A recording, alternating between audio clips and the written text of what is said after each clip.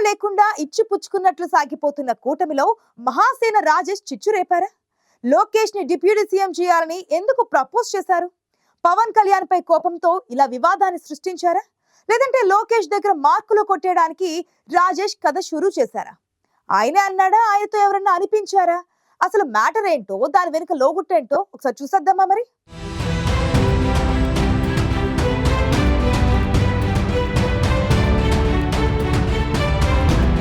ఊరకరారు మహానుభావులని ఓ సామెత. కొందరు మహానుభావులు కూడా ఏది ఊరికి అనరు. అనుకోకుండా అలా వచ్చేసిందని అనుకోవడానికి లేదు, ఖచ్చితంగా ఏదో ఓ లెక్కుంటుంది.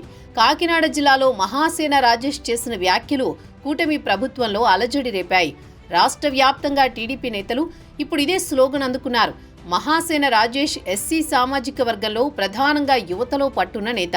2024 అసెంబ్లీ ఎన్నికల్లో తెలుగుదేశం పార్టీ ఆయనకు అంబేద్కర్ కోనసీమ జిల్లా పి గన్నవరం టికెట్ ప్రకటించింది. అయితే అనూహ్యంగా జన సైనికులు అడ్డుపడ్డారు. మహాసేన రాజేష్ దిష్టిబొమ్మలు కూడా దహనం చేశారు.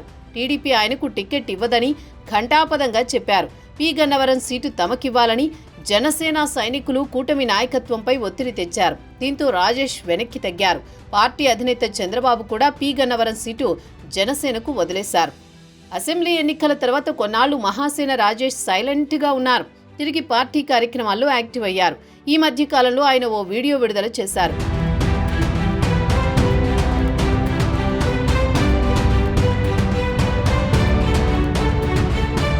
యువనేత లోకేష్కి అన్ని అర్హతలు ఉన్నాయని, తన పాదయాత్రతో పార్టీ కూపు తెచ్చిన ఆయన్ని ముఖ్యమంత్రిని చేయాలన్నారు.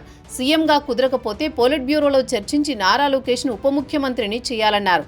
పొలిట్ బ్యూరో దీనిపై నిర్ణయం తీసుకోవాలని, పార్టీ అధినేత దీనిపై స్పందించాలని కోరారు మహాసేన రాజేష్. అంతే, అక్కడి నుంచి రాష్ట్ర వ్యాప్తంగా దీనిపై చర్చ మొదలైంది. చంద్రబాబు మైదుకూరు పర్యటనలో కొందరు నారా లోకేష్ని డిప్యూటీ సీఎంని చేయాలంటూ వినతి పత్రం ఇచ్చారు. నెల్లూరు జిల్లాకు చెందిన మాజీ మంత్రి సోమిరెడ్డి చంద్రమోహన్ రెడ్డి కూడా అన్ని అర్హతలు ఉన్న నారా లోకేష్ని డిప్యూటీ సీఎంని చేయాలన్నారు. దీంతో పవన్ కళ్యాణ్కు పోటీగా లోకేష్ని రంగంలోకి దింపుతారా అంటూ జనసేనలో చర్చ ప్రారంభమైంది.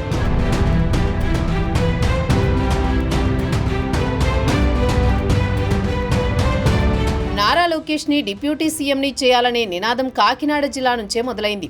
అయితే ఇదే జిల్లాకు చెందిన మాజీ మంత్రి, మాజీ స్పీకర్, ప్రస్తుత ఎమ్మెల్సీ యనమల రామకృష్ణుడుకు లోకేష్తో అస్సలు గిట్టదట. వారిద్దరి మధ్య పెద్దగా సంబంధాలు లేవు.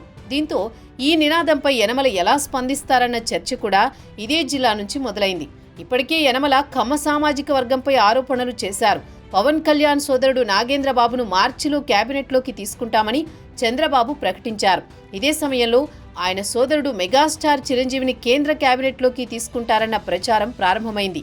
కూటమి పొత్తులో భాగంగా బీజేపీ నుంచి ఆయనకు కేంద్రంలో కీలక పదవి వస్తుందని నాయకులు చెబుతున్నారు. ఇలాంటి పరిస్థితుల్లో పార్టీ కోసం కష్టపడ్డ లోకేష్ని ఉప ముఖ్యమంత్రిని చేస్తే తప్పేమిటన్నది తెలుగుదేశం సీనియర్ల వాదన.